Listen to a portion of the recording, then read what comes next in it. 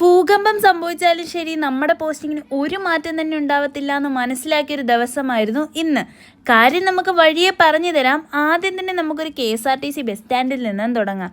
കാര്യം വേറൊന്നുമല്ല, നമുക്കിന്ന് TB റിലേറ്റഡ് ആയിട്ട് ഒരു റാലി ഉണ്ടായിരുന്നു.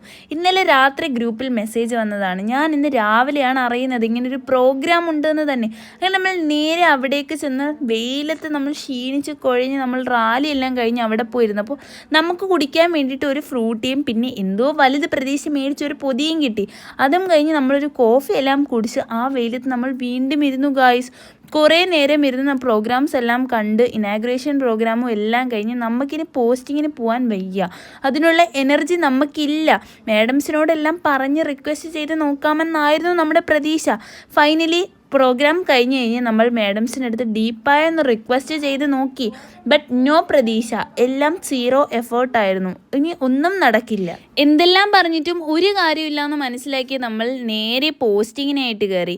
പോസ്റ്റിങ്ങിന് പോയി നമ്മൾ വെള്ളമൊക്കെ എടുത്തു, ഒരു ഐസ്ക്രീം എല്ലാം കുടിച്ചു, അവിടെ ഇരുന്നു കുറച്ച് റെസ്റ്റ് എടുത്ത് നമ്മൾ നേരെ ഫുഡെല്ലാം കഴിച്ചു. എന്നിട്ടും നമ്മുടെ മനസ്സിലൊരു പ്രതീക്ഷ ഉണ്ടായിരുന്നു, ഒന്ന് വെട്ടവും കൂടെ ഒന്ന് റിക്വസ്റ്റ് ചെയ്ത് നോക്കിയാലോ എന്ന്. അങ്ങനെ നമ്മൾ വീണ്ടും അടുത്ത റിക്വസ്റ്റിനായി മാഡംസിൻ്റെ അടുത്തേക്ക് ചെന്നു. ബട്ട് നോ പ്രതീക്ഷ. അവർ പറഞ്ഞു പോസ്റ്റിങ്ങിന് കയറൂ, മുകളിൽ നിന്നൊരു ഓർഡർ കിട്ടിയില്ല എന്ന്. അതിൻ്റെ വിഷമത്തിൽ നമ്മൾ വീണ്ടും പോസ്റ്റിങ്ങിന് കയറി. പൂരാത്തേന് നമ്മളോട് പറഞ്ഞു ഫോണും വെക്കാൻ. അപ്പം ഇന്ന് ഇത്രയേ ഉള്ളൂ. നമ്മൾ ഫോണെല്ലാം വെച്ച് വൈകിട്ട് ഫോണും എടുത്ത് വീട്ടിൽ പോയി. അപ്പം ശരി, ഓക്കെ ബൈ, നെക്സ്റ്റ് വീഡിയോ കാണാം.